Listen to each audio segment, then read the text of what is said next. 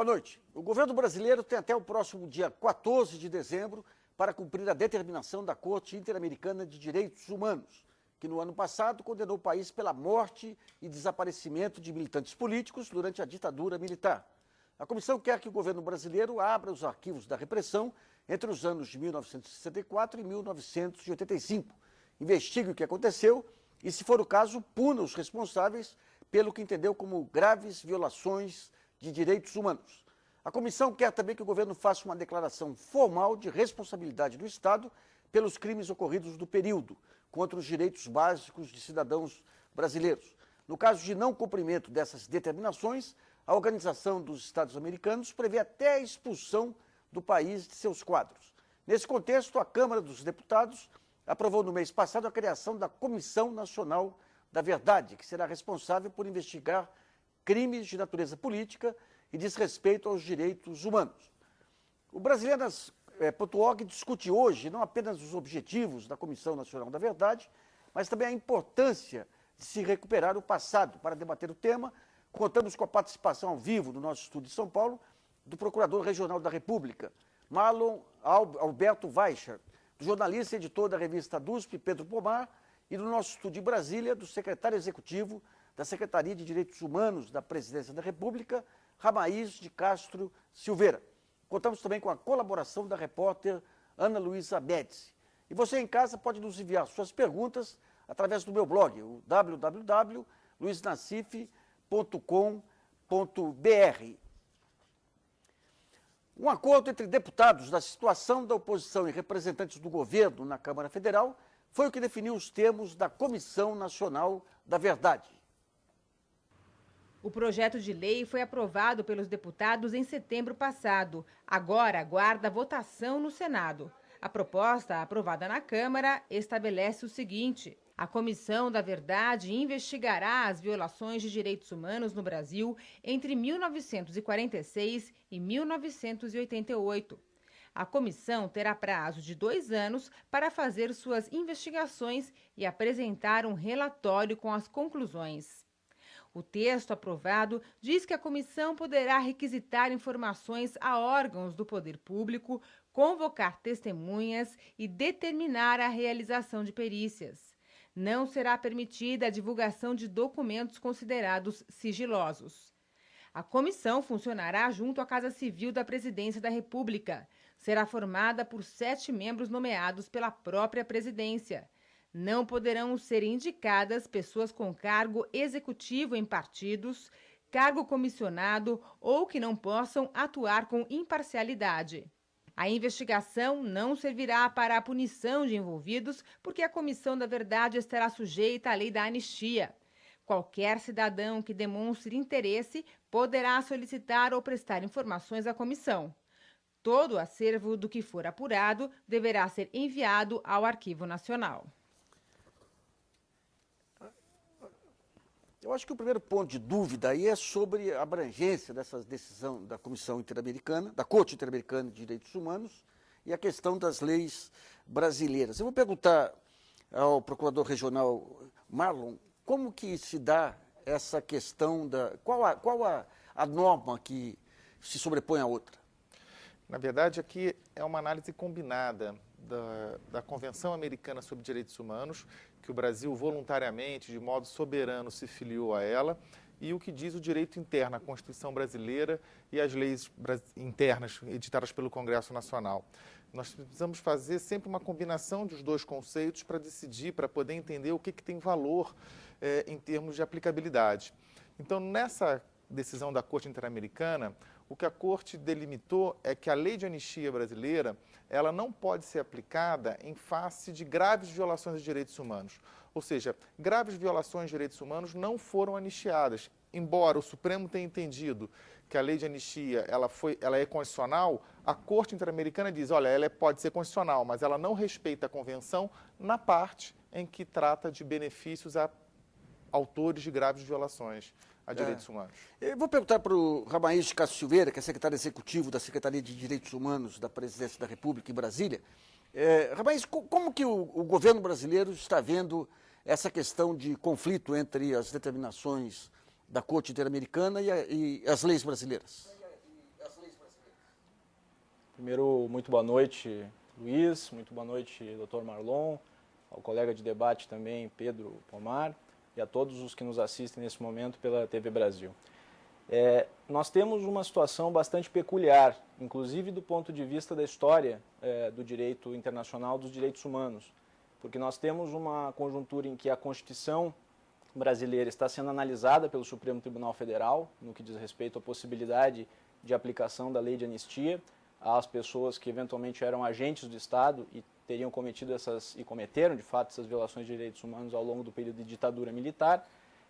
E eu digo que está sendo analisado porque nós não temos ainda, e isso é importante mencionar, o trânsito em julgado da ação que transcorre no Supremo Tribunal Federal. Essa ação ainda já teve uma sentença, é verdade, mas ela ainda não transitou em julgado, então ainda pode haver algum tipo de mudança na interpretação do Supremo.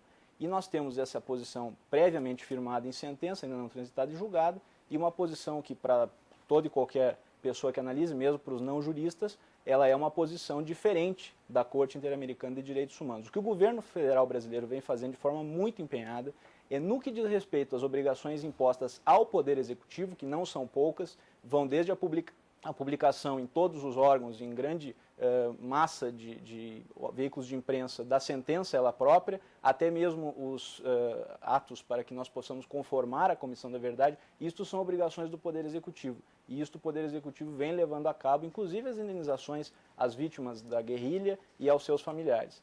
Nós não podemos responder em nome do Poder Judiciário e nem do Poder Legislativo. E cabe ao Poder Judiciário dar a interpretação adequada. Agora, o procurador Marlon mencionou de forma muito adequada que nós temos uma série de interpretações possíveis em relação à nossa lei de anistia, mas que, acima de tudo, nós temos e havendo essa diferença entre conceito interno e conceito externo, devemos lembrar sempre que o Brasil aderiu soberanamente à jurisdição da Corte Interamericana de Direitos Humanos. E ao aderir soberanamente, nós poderíamos ter aqui um trânsito para um determinado tipo de interpretação também sobre a aplicabilidade ou não da Convenção Interamericana de Direitos Humanos e, consequentemente, desta sentença.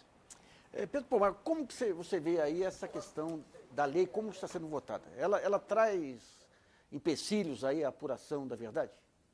Com certeza.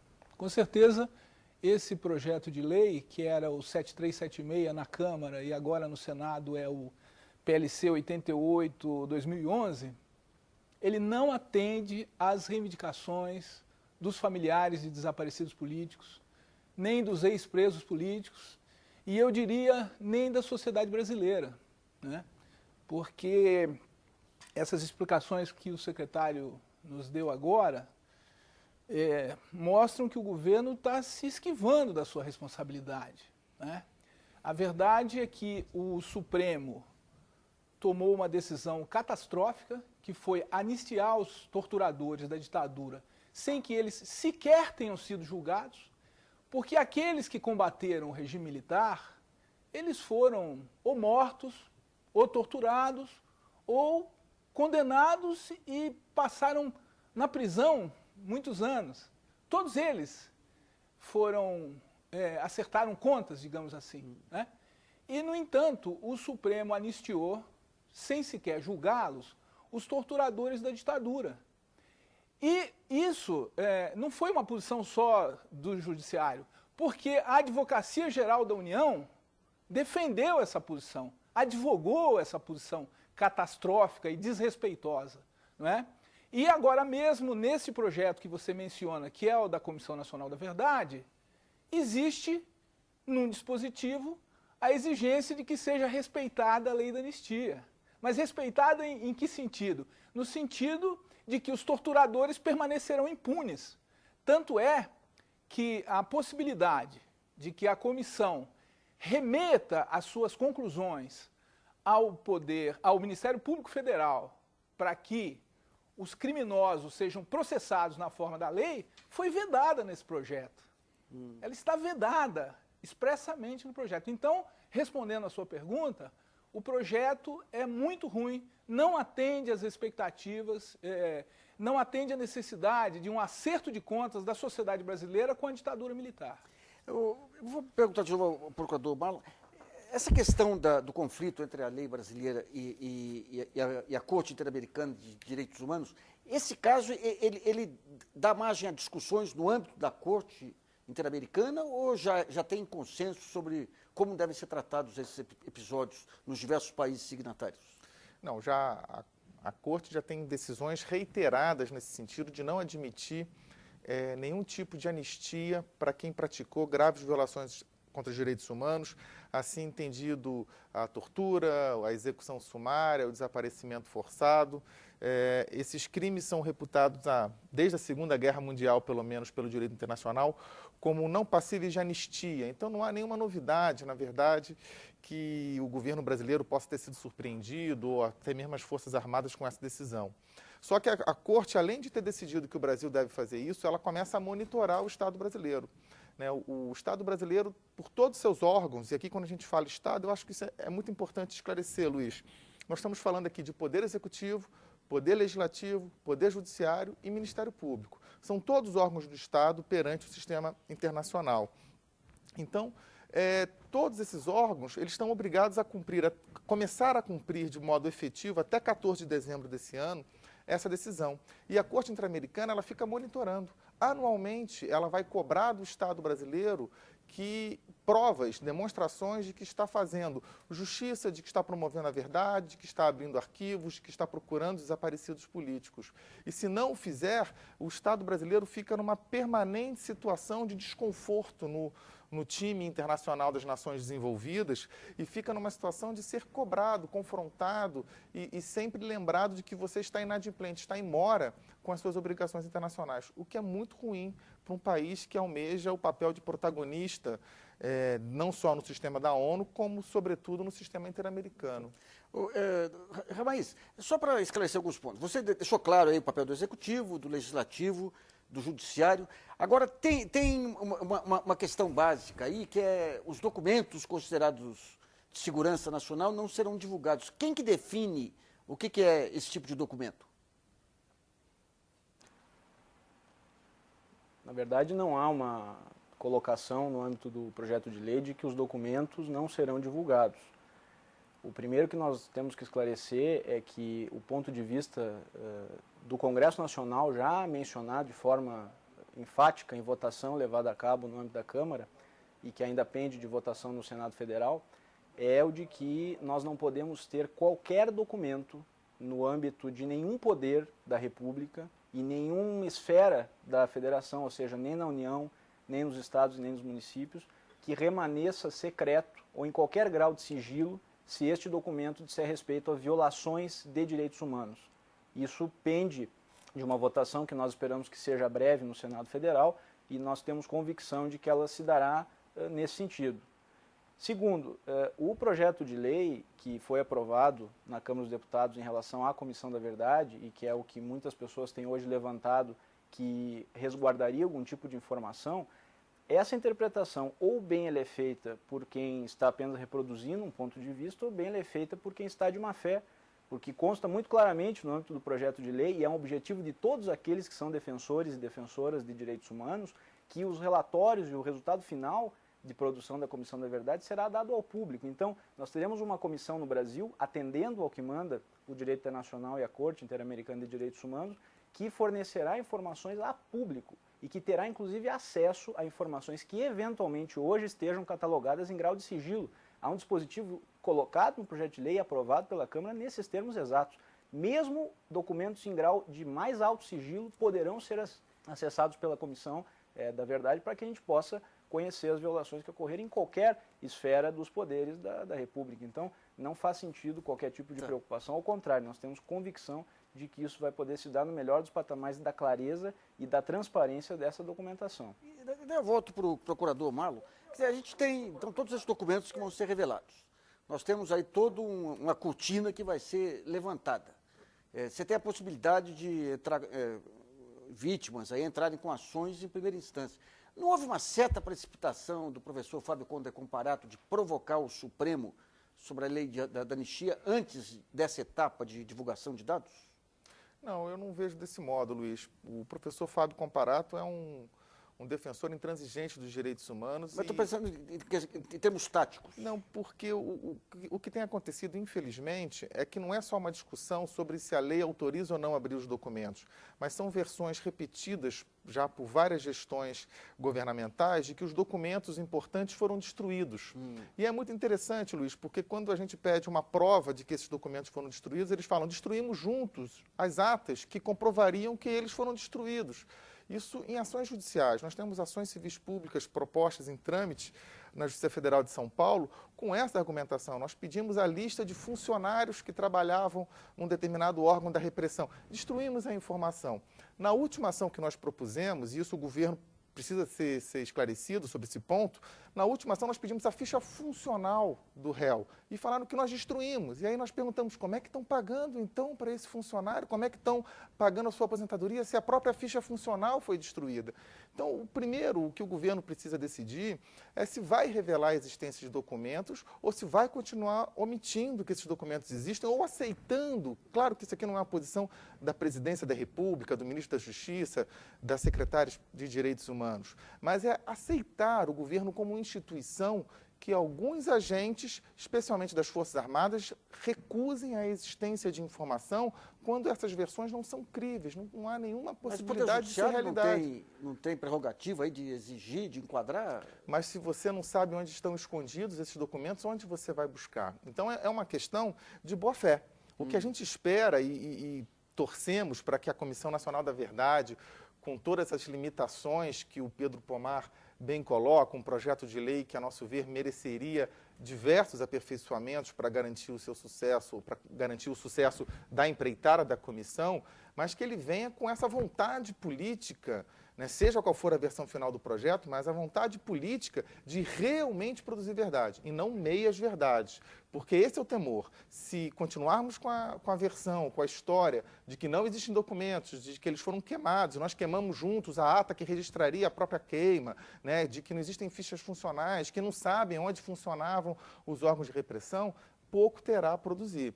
Então, o que precisa é que o governo, como entidade, chame, né, efetivamente todos os seus personagens que estão relacionados a esse processo de depuração da história e cobre deles uma participação efetiva e franca, porque até esse momento não é o que tem acontecido.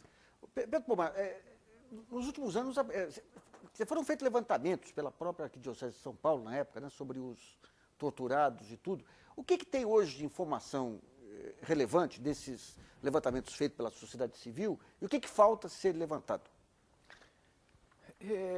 A maior parte das informações que foram levantadas, num primeiro momento, foram essas do Projeto Brasil Nunca Mais, que eu acho que é esse a que você se refere, e depois, fundamentalmente, pelos familiares.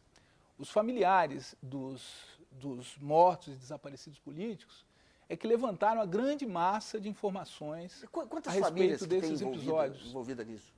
Se a gente considerar que o regime, que a ditadura militar executou mais de 400 pessoas, né, nós temos aí de cara essas famílias, 400, 500 famílias, inclusive cidadãos estrangeiros foram mortos no Brasil, né, e existem milhares de pessoas que foram torturadas, calcula-se mais de 30 mil pessoas torturadas, né, e além disso, existem alguns casos em que não foi possível avançar. Por exemplo, o caso do ex-deputado Rubens Paiva. Não foi possível avançar nas investigações sobre esse caso. Existem vários outros casos em que sabe-se uma parte da história, mas não se sabe tudo, né? E, aliás, nesse sentido, a abertura imediata dos arquivos é fundamental. Isso independe de Comissão da Verdade, independe de qualquer coisa, né? Não sei por que o governo continua colocando dificuldades para a abertura imediata de todos os arquivos, não apenas os arquivos das Forças Armadas, que são essenciais, mas também de muitas repartições públicas onde funcionavam assessorias de segurança, os ministérios. Todos os ministérios tinham, todas as empresas estatais, né? Agora, nesse aspecto ganha muita importância, e eu realmente não posso concordar com o que disse o secretário, porque o parágrafo 2º do artigo 4º desse projeto diz o seguinte, abre aspas, os dados, documentos e informações sigilosos fornecidos à Comissão Nacional da Verdade não poderão ser divulgados ou disponibilizados a terceiros, cabendo a seus membros resguardar seu sigilo. Fecha aspas. Então, nós temos sigilo na própria Comissão da Verdade, né? Bom, antes de devolver a palavra ao secretário Ramães, a repórter Ana Luísa Médici tem uma questão enviada por um telespectador. Lembrando que o programa de hoje é ao vivo, então você aí de casa pode acessar o meu blog, www.luisnacif.com.br, e enviar as suas perguntas. Ana. Bom, Nassif, nós temos uma pergunta do Reinaldo do Rio de Janeiro e ele fala o seguinte: o governo alega que não é possível falar em justiça porque os agentes do Estado acusados de violações de direitos humanos também foram beneficiados pela lei da anistia de 1979. O STF confirmou essa interpretação da lei. Ele queria que vocês comentassem isso, quer dizer, essa posição do governo. Bom, eu passo a palavra ao secretário Ramães para essa questão desse item levantado pelo Pedro Pomar, secretário. Luiz e Pedro, eu queria só manifestar de forma muito enfática que o que há de importante neste debate que nós estamos promovendo aqui hoje é que os três debatedores, eles querem seguramente a mesma coisa.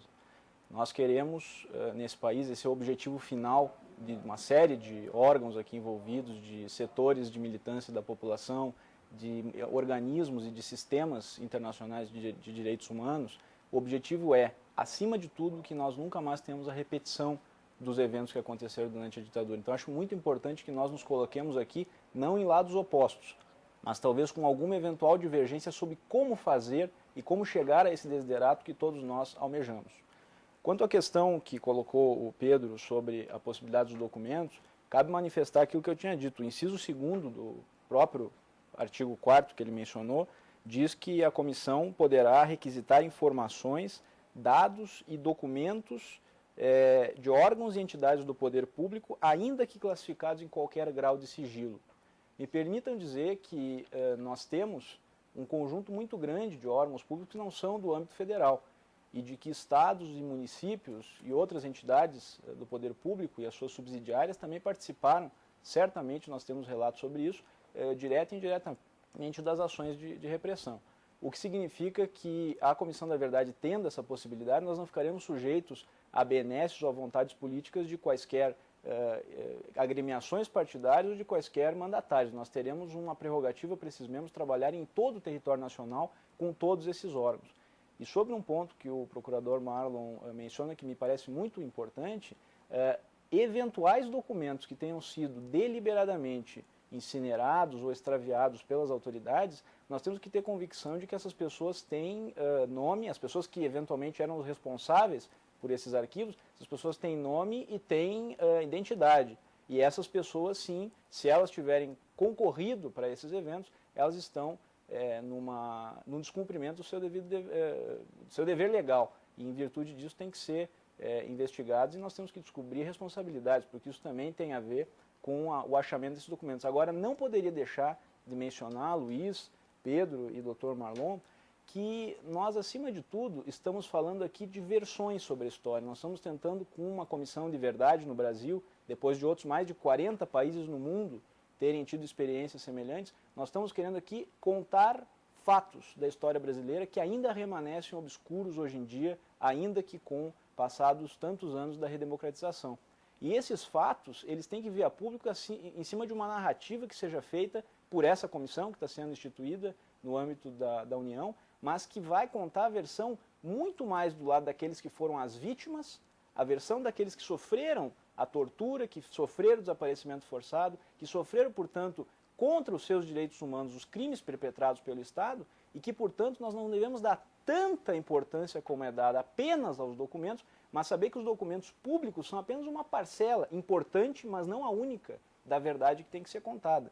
Então, quando se dá prerrogativa para a comissão trabalhar com testemunhos, trabalhar com a requisição da presença das pessoas, e quando estamos falando aqui de convocação das pessoas, nós não estamos dando a alternativa das pessoas virem ou não virem. As pessoas estão sendo convocadas para depor no âmbito da comissão. Quando nós trabalhamos com esse tipo de testemunho, que a comissão de anistia, a própria comissão especial sobre mortes desaparecidos, que são outras comissões muito importantes do nosso período de redemocratização e da justiça de transição, quando nós trabalhamos com esse tipo de documento, que também é um documento, nós estamos trazendo outras visões. E nós não podemos desconhecer que a visão daqueles que sofreram é tão ou até mais importante do que a visão daqueles que torturaram ou que cometeram outros tipos de violação contra os direitos humanos. Então, me parece que isso contextualiza um pouco melhor para que nós não caiamos numa armadilha de ir apenas para um aspecto e para um viés, que depois pode ser exatamente isso, uma armadilha que nos conduza a não imprimir os resultados esperados pelo povo brasileiro dessa comissão. Enfim, Ana, você podia repetir a pergunta para o doutor Marlon? A pergunta que foi feita, deixa eu abrir de novo. O telespectador, o Reinaldo, fala o seguinte: o governo alega que não é possível falar em justiça porque os agentes do Estado acusados de violação de direitos humanos também foram beneficiados pela lei da anistia de 79. O STF confirmou essa interpretação da lei. Ele quer que seja comentado essa questão. Eu queria também aproveitar para fazer um breve comentário sobre a explicação do Dr. Ramaiz e que o Pedro Pomar também levantou. A Comissão da Verdade, ela tem, já dá para perceber pela riqueza do debate aqui, várias missões fundamentais.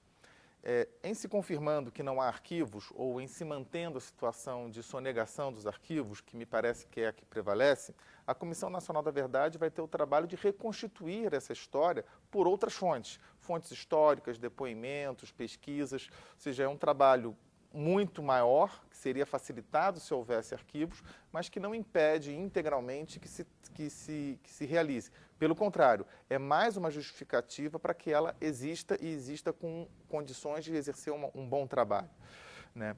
Com relação à pergunta do telespectador, o ponto é fundamental e é muito bem perguntado porque o assunto ainda gera bastante controvérsia.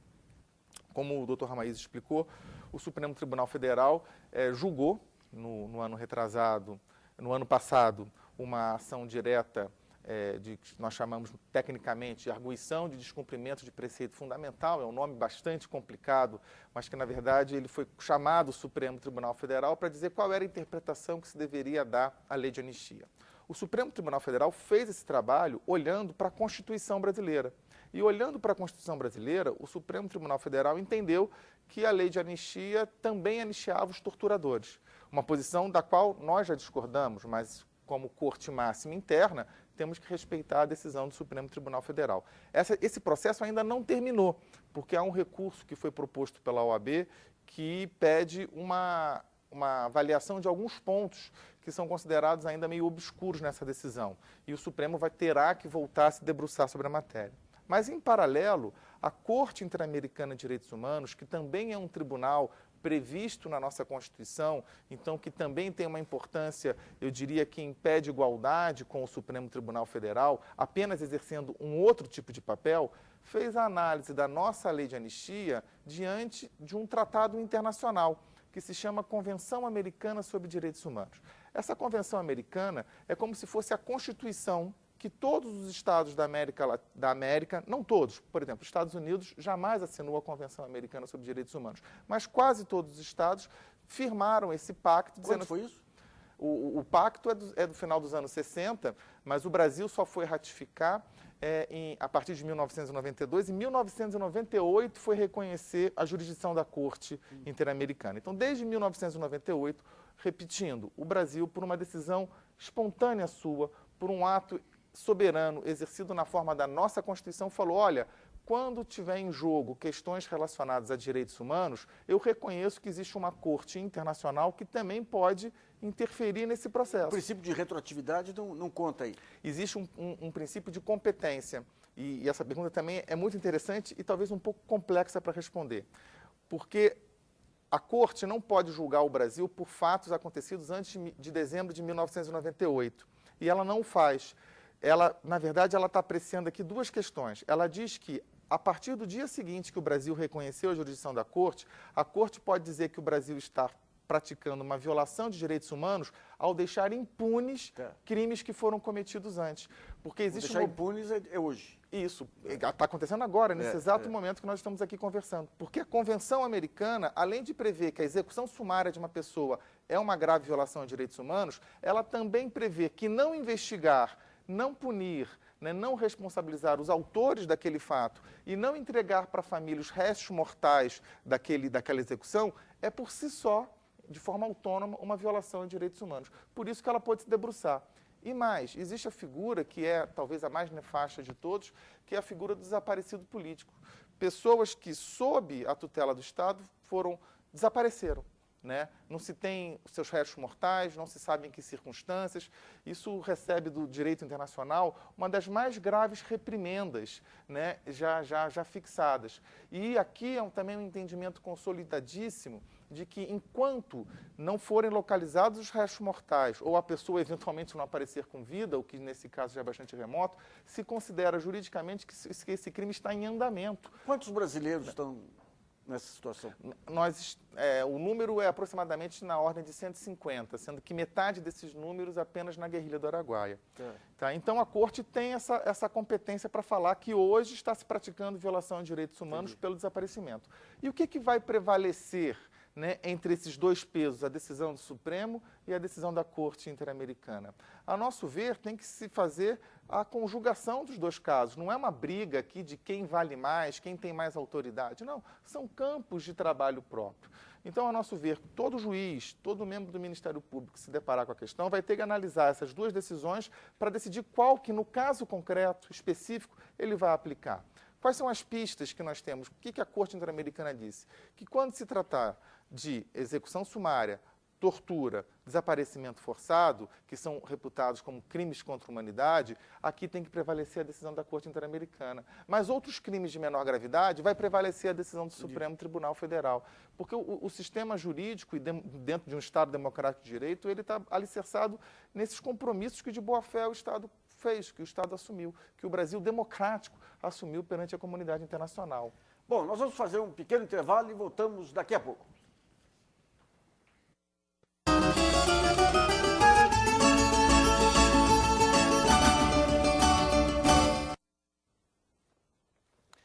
Voltamos com brasilianas.org discutindo os objetivos da Comissão Nacional da Verdade.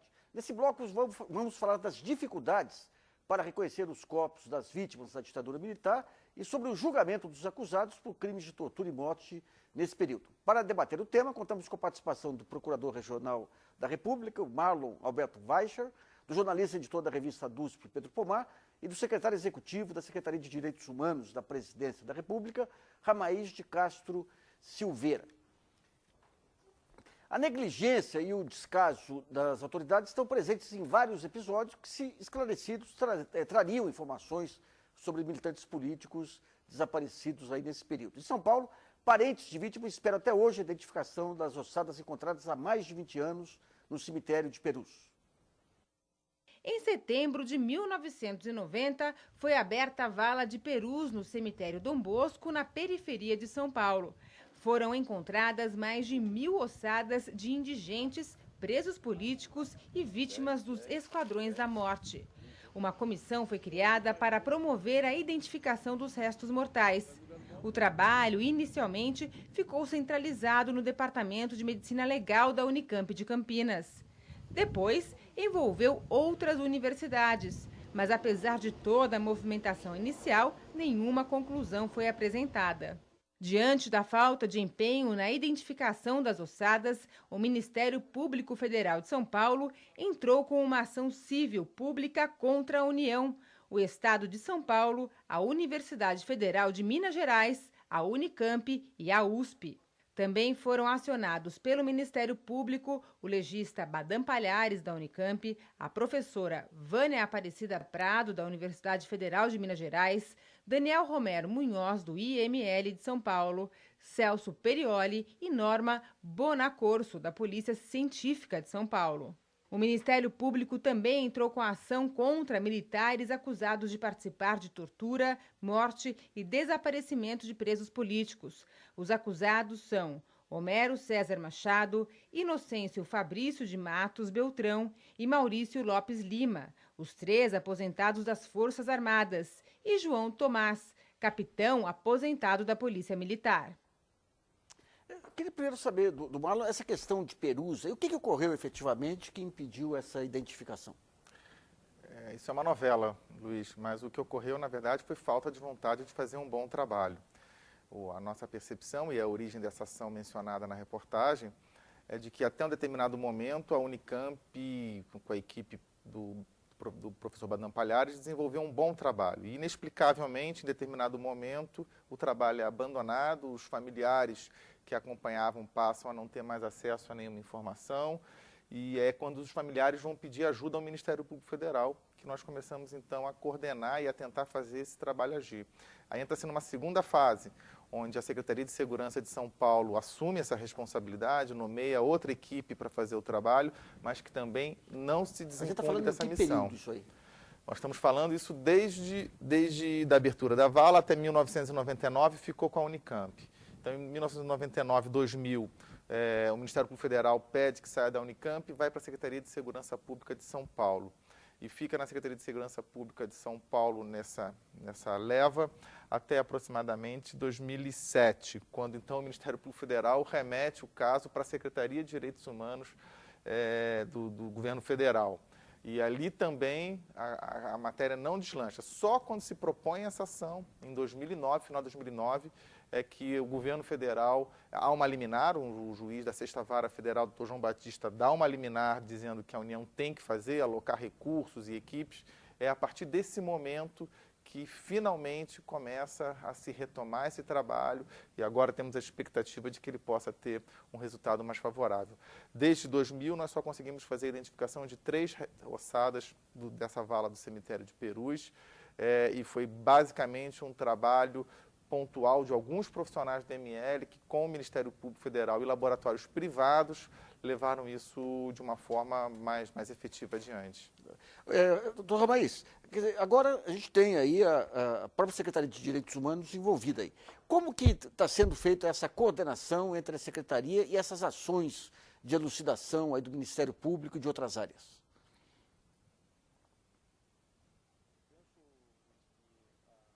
Que melhor imprime a realidade do que hoje o governo federal vem fazendo no respeito à identificação e de qualquer tipo de elemento que possa nos levar à identificação de pessoas desaparecidas, é o que nós estamos fazendo no Araguaia. Exatamente a guerrilha que foi o que levou familiares, que é o chamado caso Júlia Gomes Lund, à Corte Interamericana de Direitos Humanos, e que foi discutida amplamente essa decisão da Corte aqui no programa que nós estamos realizando hoje. A atitude do governo federal em relação a esse tema do achamento das pessoas desaparecidas é de profundo empenho. Desde o ano de 2009, nós temos tido, a partir dos trabalhos do chamado Grupo de Trabalho Tocantins, e agora, mais recentemente, nesse ano de 2011, do Grupo de Trabalho Araguaia, uma coordenação de esforços entre o Ministério da Justiça, a Secretaria de Direitos Humanos da Presidência da República e o Ministério da Defesa. E no âmbito do Grupo de Trabalho Araguaia, nós temos operações acontecendo cotidianamente em todo o local onde teria acontecido a guerrilha e também nas imediações onde poderiam ter sido, segundo os documentos e informes que nós temos recolhido, o descarte dos corpos das pessoas que foram mortas durante a guerrilha, das pessoas que estavam insurgidas contra o regime e que foram mortas. Nós temos tido trabalhos intensos com a participação dos familiares, dos mortos e dos desaparecidos, para que nós possamos realmente conseguir chegar ao final desse trabalho com a produção, primeiro, de achamento de todos aqueles que seja possível localizar, e segundo, com a convicção de que nós fizemos o melhor trabalho possível do ponto de vista pericial e do ponto de vista histórico naquela região. Agora, cabe mencionar um produto da ação direta do Ministério Público Federal, a qual nós temos tido muita admiração e parabenizamos cotidianamente, porque foi criado também no âmbito do governo federal um grupo que está estudando a possibilidade de criação de um conselho ou de um órgão. O procurador Marlon faz parte, eu também faço parte desse grupo, em que nós estamos discutindo a possibilidade de ter um conselho ou um grupo análogo que faça o papel de arqueologia e de antropologia forense, porque o Brasil hoje não dispõe de um mecanismo como esse, exatamente para que, quando se consegue localizar uma ossada, ou quando se consegue localizar um corpo, que é algo que é muito difícil, nós tenhamos condições efetivamente de produzir, em cima desse indício, uma convicção o mais próxima possível de 100% de se aquela pessoa é ou não é um militante ou alguma pessoa que tenha tido alguma violação de direitos humanos imposta pelos agentes do Estado. Então isso também é um produto direto desse trabalho. O que eu posso dizer de forma muito enfática é que o governo do presidente Lula e, acima de tudo, o governo da presidenta Dilma que hoje está à frente do nosso Executivo Federal, está empenhado até os seus últimos esforços para conseguir localizar todos aqueles militantes, aquelas pessoas que tenham sido torturadas, desaparecidas durante o período de ditadura, e que nós não estamos medindo esforços para chegar nesse resultado. A Comissão da Verdade será um elemento fundamental para que nós possamos localizar mais vestígios, mais indícios e mais relatos históricos para conseguir localizar mais ossadas, e com certeza nós estamos paramentando, estamos dando os meios necessários para que toda a máquina pública, não só o Executivo Federal, mas toda a máquina pública esteja apta a conseguir depois produzir provas em cima desses vestígios e em cima desses indícios que sejam localizados. Isso está sendo feito hoje em dia no âmbito do governo federal, não é qualquer promessa de futuro, é algo real, é algo cotidiano, é algo atual que está sendo levado a cabo pelo governo da presidenta Dilma e por todos os ministérios envolvidos. Doutor Marlon, uma dúvida aí. Quer dizer, o Araguaia é uma área grande. Parece que os equipamentos que são utilizados para identificar se tem corpos ou não, eles atuam numa área pequena. E parece que os mateiros lá, que são as pessoas que poderiam indicar onde estão esses corpos. Há indícios aí de represálias contra mateiros. Recentemente um mateiro foi assassinado lá também. Eles estão sendo, de alguma forma, constrangidos a não colaborar na identificação desses locais? Luiz, é uma situação bastante complexa essa que você reporta. A busca a encontrar locais de sepultamento depois de tanto tempo, depois de 30, 40 anos, ela é muito dificultada por dois aspectos. Primeiro, pela falta de documentos, pela falta de informações. Aqui, no caso do desaparecido político, é onde essa sonegação de informação ela adquire os ares mais altos de crueldade, né?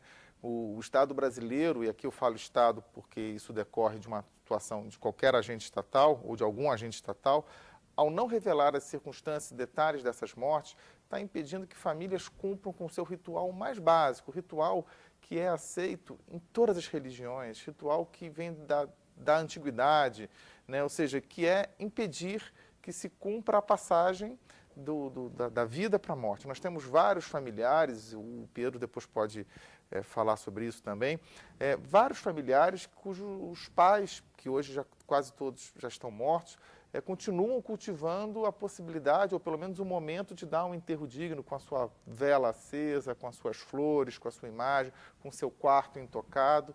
A Corte Interamericana de Direitos Humanos diz que o Estado brasileiro dispensa um tratamento cruel aos familiares de desaparecidos políticos, equiparando, como fez um outro órgão da OEA, que é a Comissão Interamericana, a um próprio ato de tortura moral manter pessoas nessa situação. Então, esse é um aspecto que os documentos poderiam aceitar.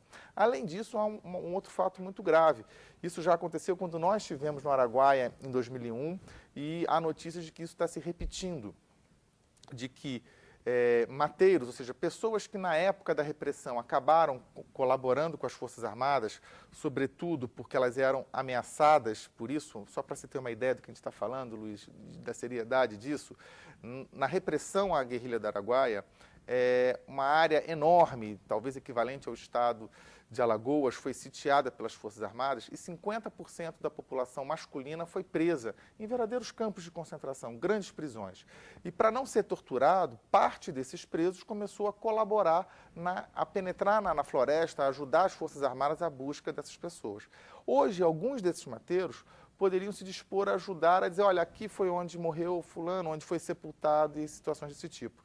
Mas nós identificamos em 2001, e isso está repetindo agora, de que existem setores não satisfeitos com essa revelação da verdade ou com esse direito das famílias que pressionam para que esses mateiros não contribuam com a verdade, não contribuam com a justiça. E há um episódio ainda não esclarecido e que está sendo investigado pela Procuradoria da República em Marabá, de que uma dessas pessoas que recentemente colaborou com o grupo de trabalho Araguaia mencionado pelo Ramaiz, e inclusive que levou à exumação de uma alçada ainda não confirmada como sendo ou não de guerrilheiro, ela terminou sendo assassinada pouco tempo depois.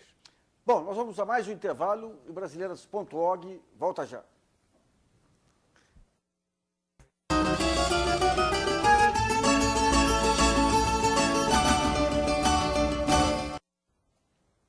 Brasileiras.org está de volta, discutindo hoje os objetivos da Comissão da Verdade. No nosso estúdio de São Paulo, recebemos o Procurador Regional da República, Marlon Alberto Weicher, o jornalista e editor da revista DUSP, Pedro Pomar, E no nosso estúdio em Brasília, o secretário executivo da Secretaria de Direitos Humanos da Presidência da República, Ramaís de Castro Silveira. Nesse último bloco, vamos falar da importância de resgatar o passado sem deixar de responsabilizar e julgar devidamente os autores envolvidos aí em crimes. Eu vou para o Pedro Pomar. Pedro Pomar, muitas pessoas acham o seguinte, uma visão que é o seguinte, é uma revanche de quem estava numa guerra e agora procura o acerto de contas. Qual a importância de se resgatar o passado, na sua opinião, e qual que seria o consolo para os familiares das vítimas? Nós vivemos num país em que continuam atuando grupos de extermínio formados por policiais militares, em que a tortura continua sendo uma instituição nacional. A tortura e a execução de pessoas por qualquer motivo. Aqui mesmo em São Paulo, em maio de 2006, após os ataques do PCC, grupos de extermínio constituídos por policiais mataram centenas de pessoas em alguns dias. Foi. Isso não foi apurado até hoje. Isso aí, talvez tenha sido o maior crime da redemocratização. Não foi apurado. Né? E nós sabemos que essa é uma realidade que impera. Né? Nós precisamos fazer esse acerto nós, enquanto sociedade, precisamos fazer esse acerto de contas com a ditadura militar para que a gente avance no caminho da democracia. Do contrário, nós jamais teremos democracia. Nós vamos ter um arremedo de democracia. Se nós não banirmos a tortura, né, dos quartéis, das delegacias, em todos os lugares da vida nacional, não acabarmos com essa instituição, não acabarmos com o autoritarismo que ainda hoje existe, por exemplo, nas escolas militares, né, onde é proibido falar de alguns temas. Aliás, nas instituições militares, continua a se praticar tortura. Recentemente morreu um soldado da Força Nacional numa desses exercícios, por tortura. Isso foi, a Polícia Civil apurou e chegou à conclusão de que esse cidadão foi morto por colegas de farda. Então é uma instituição que tem que acabar. Precisa haver esse acerto. Isso ocorre também em trotes de calouros? Trotes, inclusive na Escola Naval, recentemente, no Rio de Janeiro, com vários cadetes sendo hospitalizados com problema renal. Quer dizer, o Brasil ele tem uma tradição de violência estrutural, até como se diz. Exatamente. Semelhante à Colômbia, Exatamente. Então, nós precisamos disso para que a gente possa chegar a ser uma democracia, de fato.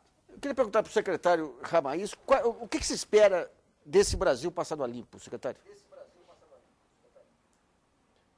Primeiro eu quero registrar que o Pedro tem plena razão quando ele diz que nós precisamos disso para nos tornarmos plenamente uma democracia. Não que nós não tenhamos a vigência hoje no Brasil do regime democrático, mas de que a justiça de transição é exatamente considerado, não só pelo Brasil, mas por todas as nações que hoje fazem parte da ONU, um processo fundamental da chamada justiça de transição. O Luiz colocava essa velha anedota que é contada por pequenos setores de que nós teríamos dois lados. Não há dois lados aqui envolvidos nesse processo.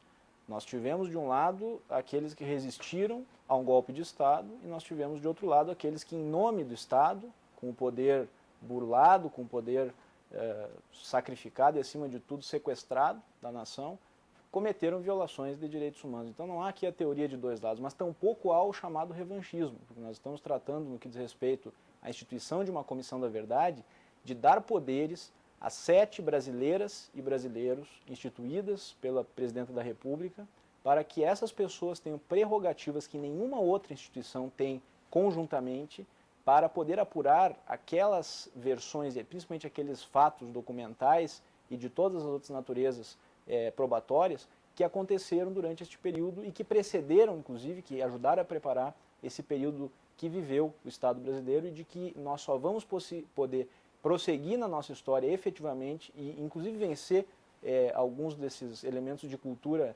antidemocrática que ainda persistem no Brasil se nós efetivamente conhecermos essa nossa história. Então, essas violações que aconteceram e que nós queremos entender agora como elas aconteceram, elas precisam de um elemento que possa atuar. E esse elemento é a Comissão da Verdade e as prerrogativas que foram conferidas pelo projeto de lei do governo federal e que estão hoje tramitando no Congresso Nacional permitem isso. Eu queria só fechar dizendo uma breve questão a todos e todas. Nós tivemos uma série de questões que já vieram a público pela atuação da Comissão de Anistia do Ministério da Justiça e da Comissão Especial sobre Mortos e Desaparecidos, que foram duas comissões que trabalharam nos últimos 15 e 10 anos, respectivamente, para conseguir verificar essas violações. Agora, há muitos fatos, principalmente sobre a participação dos não militares, sobre o modus operandi dessa ditadura militar brasileira frente às demais ditaduras do Cone Sul e da América Latina, a atuação de elementos da mídia ou mesmo de alguns elementos empresariais durante esse período de ditadura, esses elementos não estão claros. E isto precisa ser registrado para a história do Brasil, porque nós precisamos disso, inclusive, para que não volte a acontecer. Conhecer esses processos é fundamental para isso. Daí o porquê de nós termos uma comissão da verdade, que certamente a pergunta que as pessoas todas fazem em casa, principalmente aquelas que não acompanham o dia a dia desses debates, por que uma comissão da verdade? Não é, portanto, para revanche e não é porque nós estejamos trabalhando com a teoria dos dois lados. É apenas para dar condições ao povo brasileiro de entender a sua história e de não voltar a cometer e aceitar esse tipo de ditadura, esse tipo de violação que foi acontecido no Brasil. Procurador Marlon, nós estamos acabando o tempo. Eu queria registrar que grande parte do que está ocorrendo hoje se deve à atuação individual de algumas pessoas, entre as quais o seu trabalho. Você acredita que esse desfecho é o desfecho que você esperava quando começou essa luta por elucidar a história? Luiz, a gente não trabalha pensando em desfecho, a gente pensa sempre em metas que precisam ser renovadas e alcançadas. Quando nós começamos a falar em 2001 de justiça de transição no Brasil, esse assunto era absolutamente desconhecido. Quando nós começamos a defender uma Comissão Nacional da Verdade, esse assunto era absolutamente desconhecido. Quando nós começamos a defender responsabilização de torturadores por crimes contra a humanidade, esse assunto era totalmente desconhecido. Então, hoje a gente olha um caminho muito difícil percorrido para trás, com bastante sacrifício, inclusive, na ordem da nossa vida pessoal, minha, da doutora Eugênia Gonzaga, que também é a procuradora da República que se dedica muito a esse tema, e diversos outros procuradores que hoje atuam no Brasil. A coordenação nacional está empenhada nesse tema. Agora, tem muito por fazer, porque nós precisamos, eu acho, responder duas questões. Nós não queremos jamais repetir esse cenário de terrorismo de Estado, e para isso a gente tem que entender o que aconteceu. E segundo, nós precisamos resolver esses enclaves autoritários que resistem à democracia brasileira. Bom, brasileiras.org termina aqui. Agradeço a participação dos nossos convidados, o Procurador da República de São Paulo, Marlon Alberto Weicher, o jornalista editor da revista DUSP, Pedro Pomar, e o secretário executivo da Secretaria de Direitos Humanos da Presidência da República, Ramaís de Castro Silveira. Você que nos assiste, não deixe de participar do site www.brasileiras.org, mandando perguntas, trabalhos e vídeos. Esse espaço aqui também é seu. E nós voltamos na próxima segunda-feira, às 10 da noite, aqui na TV Brasil. Até lá.